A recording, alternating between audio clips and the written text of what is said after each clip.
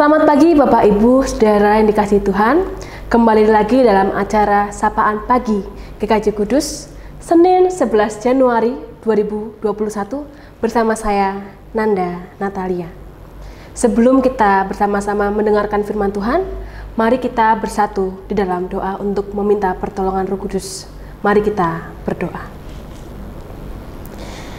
Tuhan, terima kasih atas penyertaan-Mu dalam tidur malam kami, sehingga pada pagi hari ini kami dapat bangun dengan keadaan baik, tanpa kekurangan suatu apapun. Sebentar kami akan mendengarkan sabda firman-Mu. Bukalah hati dan pikiran kami, sehingga kami dapat menerapkannya dalam kehidupan kami sehari-hari. Hanya di dalam nama Tuhan Yesus Kristus kami berdoa. Amin. Bapak Ibu, Saudara yang dikasihi Tuhan, firman kita pada pagi hari ini terambil dari Yesaya pasalnya yang ke-29, ayatnya yang ke-13 sampai yang ke-16. Yesaya pasal 29, ayatnya yang ke-13 sampai yang ke-16. Dan Tuhan telah berfirman, oleh karena bangsa ini datang mendekat dengan mulutnya dan memuliakan aku dengan bibirnya, padahal hatinya menjauh daripadaku, dan ibadahnya kepadaku hanyalah perintah manusia yang dihafalkan. Maka sebab itu, sesungguhnya aku akan melakukan pula hal-hal yang ajaib kepada bangsa ini. Keajaiban yang menakjubkan, hikmat orang-orangnya yang berhikmat akan hilang, dan kearifan orang-orangnya yang arif akan bersembunyi.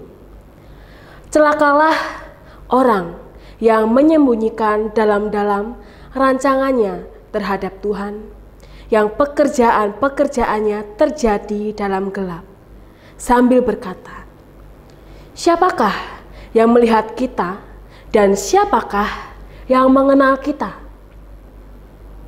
Betapakah kamu memutarbalikkan segala sesuatu?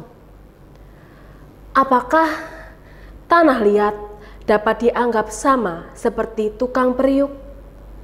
Sehingga apa yang dibuat dapat berkata tentang yang membuatnya, bukan dia yang membuat aku, dan apa yang dibentuk berkata tentang yang membentuknya, ia tidak tahu apa-apa. Demikianlah firman Tuhan pada pagi hari ini. Berbahagia setiap orang yang mau mendengar, membaca, dan merenungkannya dalam kehidupan sehari-hari. Haleluya. Bapak Ibu, Saudara yang dikasihi Tuhan, firman Tuhan pada hari ini diberi tema ibadah bukan sekedar rutinitas. Ya, tentu dalam kehidupan kita ada hal atau kegiatan yang sifatnya rutin, yang sifatnya wajib dan menjadi kebutuhan.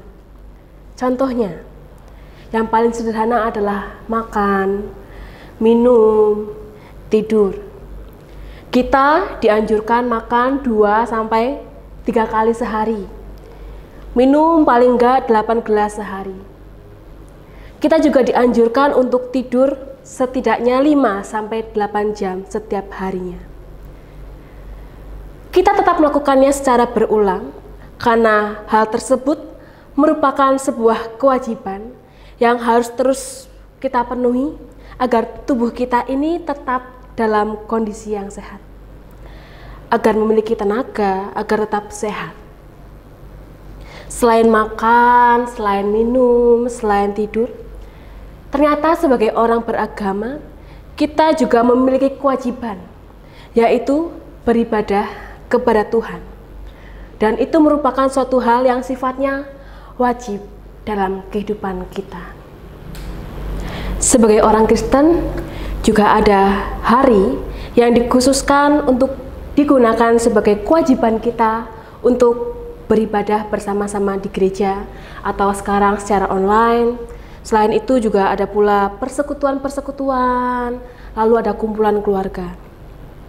Di luar itu semua, setiap hari kita juga sangat dianjurkan untuk meluangkan waktu untuk bersaat teduh ataupun berdoa secara pribadi.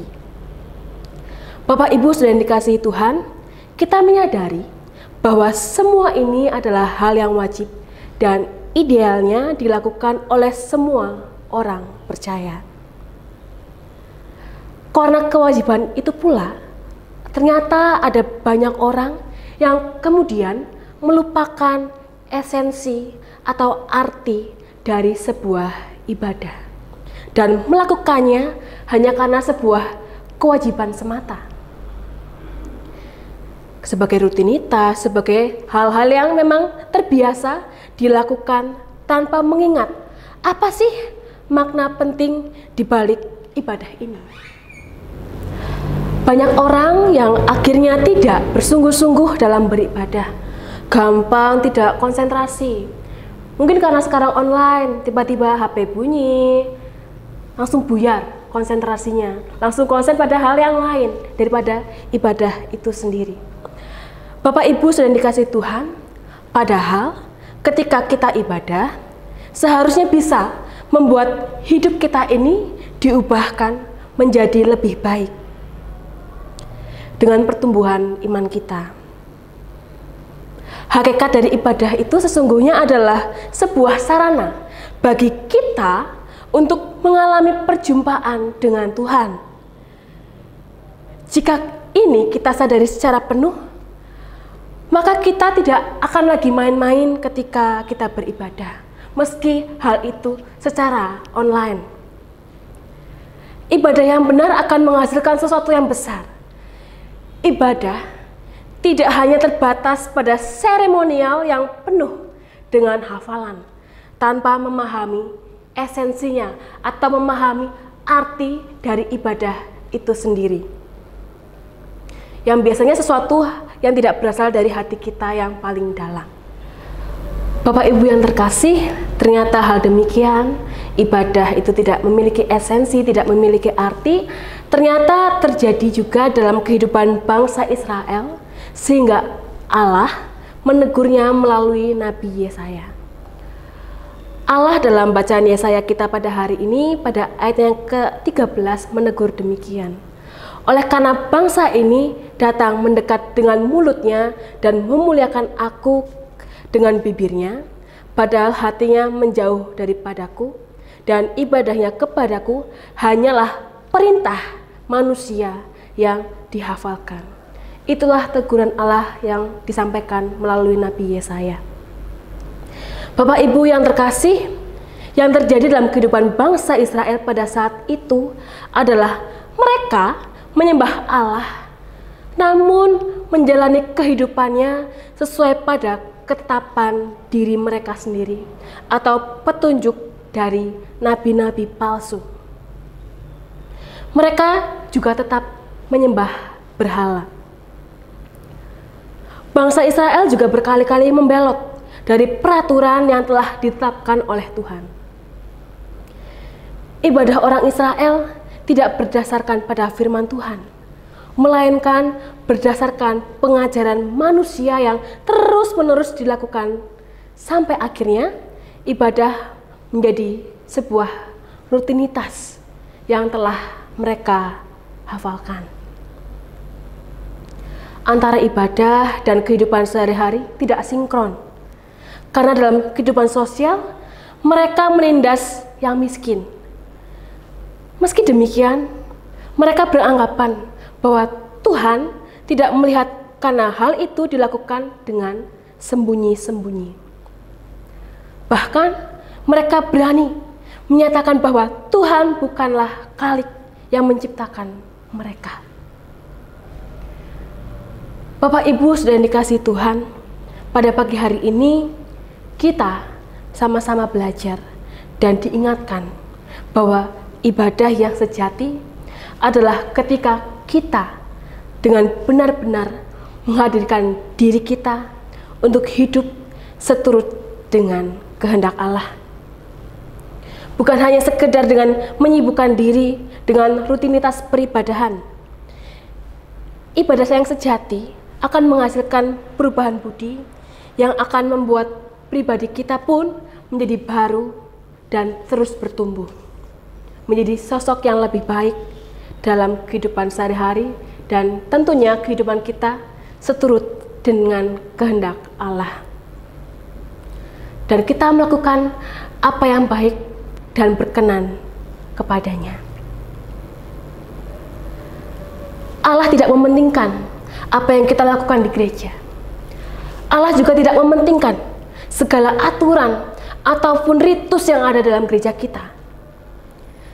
Allah juga tidak mementingkan seberapa kita rajin datang untuk bersekutu. Akan tetapi, Allah peduli dengan apa yang terjadi dalam kehidupan kita.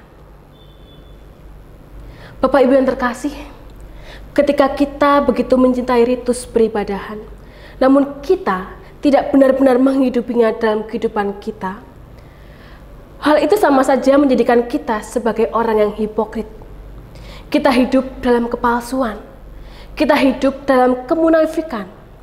Itu sama saja kita berbohong kepada Allah, karena hati kita tidak benar-benar dihadirkan dalam kehidupan kita. Maka akhirnya, mari bersama-sama kita mewujudkan nyata ibadah kita dengan memuliakan Allah, dengan menghadirkan kebaikan dalam kehidupan bersama. Bukan karena hal itu sebuah kewajiban atau rutinitas, atau hanya sebuah pujian, karena kita mengharapkan pujian. Namun karena kesadaran bahwa kita sujud menyembah Allah yang terlebih dahulu menyediakan segala yang terbaik dalam kehidupan kita. Amin. Saat teduh bagi kita sekalian. Bapak Ibu dan dikasih Tuhan, kita akan menutup renungan kita pada pagi hari ini dengan bersama-sama kita bersatu di dalam doa. Mari kita berdoa. Terima kasih Tuhan untuk firman yang boleh kami dengar pada hari ini, di mana kami diingatkan akan esensi kehidupan peribadahan kami yang sering kali kami lupakan. Mampukan kami agar mampu menerapkan bentuk ibadah kami dalam kehidupan sehari-hari. Sebentar kami akan memulai aktivitas kami, berkati setiap langkah kami agar mampu menjalaninya dengan baik. Kami serahkan seluruh kehidupan kami Tuhan, hanya di dalam nama Tuhan Yesus Kristus kami berdoa. Amin.